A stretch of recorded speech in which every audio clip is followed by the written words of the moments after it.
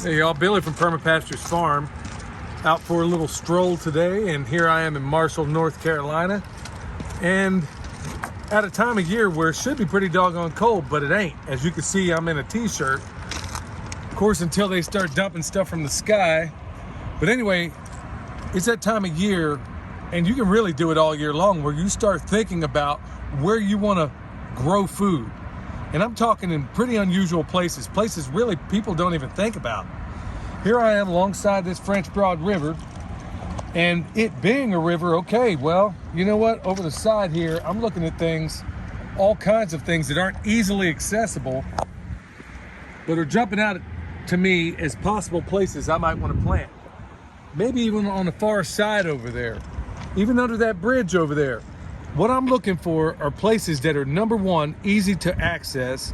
Two, regular passersby are not going to be all that prone to want to go there and disturb whatever I put in.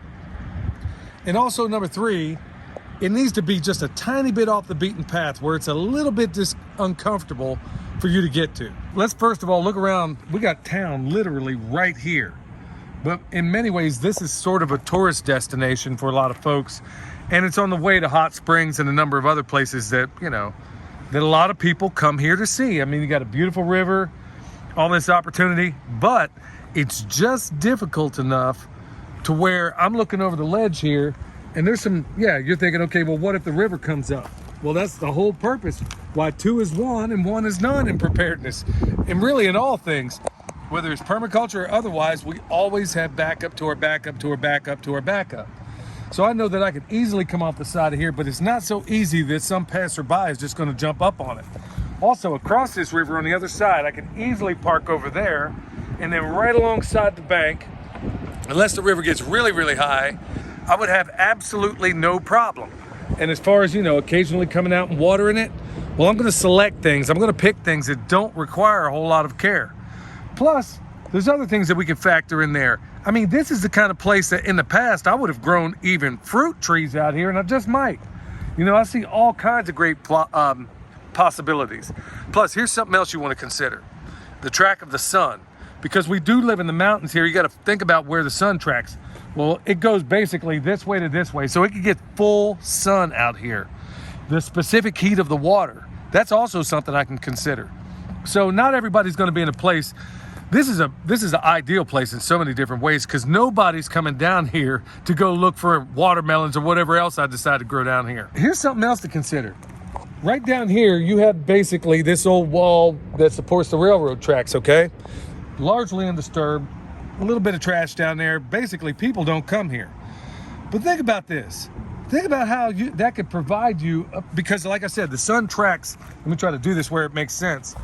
It tracks parallel with these railroad tracks. So what does that also tell me? It's going to be shooting heat off the back of that wall and bringing it down to the ground. So that's something we could also use in our favor, or choose not to plant something there because it might be a little bit too much sunlight. But also, like William was saying a little bit ago when we were filming, you could espalier trees to this thing if you wanted. I guarantee nobody's going to come down here and fool with them for the most part. In fact, that might be one of the things I do in the future, because I've guerrilla gardened plenty of annual crops, even a lot of perennials out there. I've also said in the Pimpcast, which by the way, you ought to check out the Permaculture Pimpcast. Here before long, there will also be a YouTube channel for it. One thing we discussed in there also is, well, first of all, planting every and anywhere you possibly can, but all those little pieces of the cuttings of comfrey that we don't sell, where do you think that's going to end up? Folks, my goal is to make that stuff so ubiquitous that I can't even sell it. But right here, beautiful spot. Multiple spots all up and down this same river. Just from the area we started to where I am, there's at least 8 different awesome spots you could be planting. All right, y'all, here's your next wonderful spot to do a lot of guerrilla gardening. Now, I'm at a college campus that's not far from me, and I'm on a hiking trail that goes all the way around their little practice field that we have right over here. Okay, it's already paved. It's easy to get to, easy access. And then alongside of it, if you can always find a source of water next to where you're going to be gardening anything, it's even better. There's a nice little intermittent stream over here that we could always, use a cup or whatever the case may be. And you can see it right over here. Well, here's the beauty about things like this. Now, I've showed you before in other areas around this college campus where we get our mulch and everything else. Fantastic resource. But I'm telling you what, all the way around this entire trail, not 10 steps off this trail, you could put in everything you can possibly imagine. And most people are not even going to pay attention to it. In fact, one of our last videos that we did a little while back was we had all these tromboncinos right there in open space for everybody to see, and nobody touched it. So for you folks that live in apartments or live in college dorms, pretty much the same thing. Excellent opportunity all the way around you. When your eye is looking for it, you'd be shocked at how many things will open up to you in terms of what you could do with guerrilla gardening. Like here I am, there's a shopping little district behind me. It's over there. Now up the way there's an apartment complex, and on the other side over here, same thing, like little condos or whatever.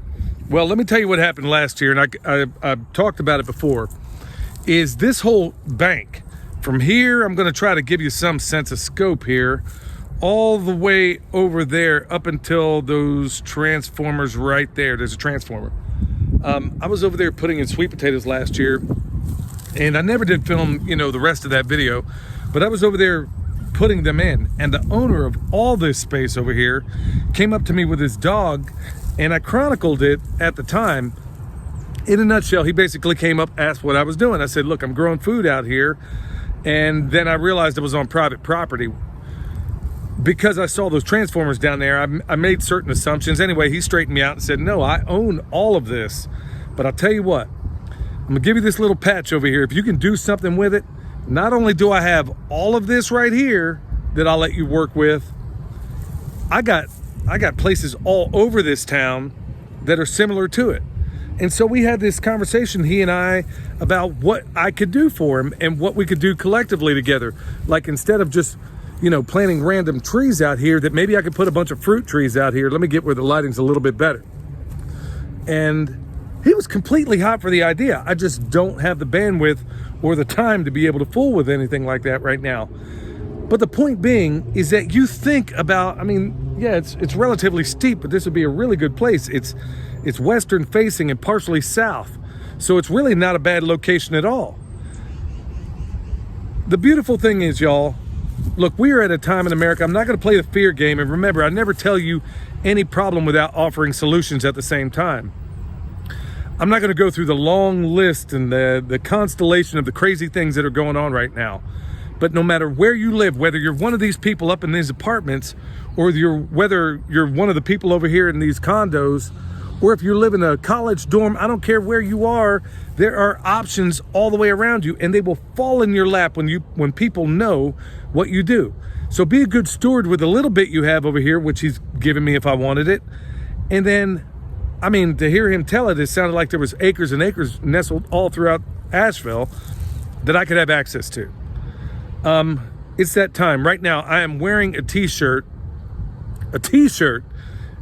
in the middle of February. Okay, that's unheard of. So that tells me, well, I'm not going to make any predictions of as far as what that might portend in terms of weather, because who even knows these days? But the point being is that there are options all the way around you, and you don't need to own the land in order to do it. Over and over again, y'all, I've planted food all over this system. This year, I'm going to get more into more perennial things, and I'm going to put it out there just to show that it can be done. All right, y'all. If you need anything from us, remember, we got bone sauce back in stock. For those that don't know, the world's best deer repellent, we make it with all the animals we process. And we have that again. So I'm not sure how long we'll have it, but there was a lot of people asking. So anyway, we have that back in stock. If you need an EMP shield, well, just check it out down below. Harvest Right Freeze Dryer, anything you need, y'all. Check us out down below, or check us out at the website. And we hope to have comfrey. If the weather keeps up like it is, we're hoping to have comfrey by the end of March. So stick around for that. All right, y'all. Hopefully this was a blessing to you. Till next time, this is Billy from Perma Pastures Farm, where permaculture is my passion, and guerrilla gardening is part of it. We'll see y'all next time.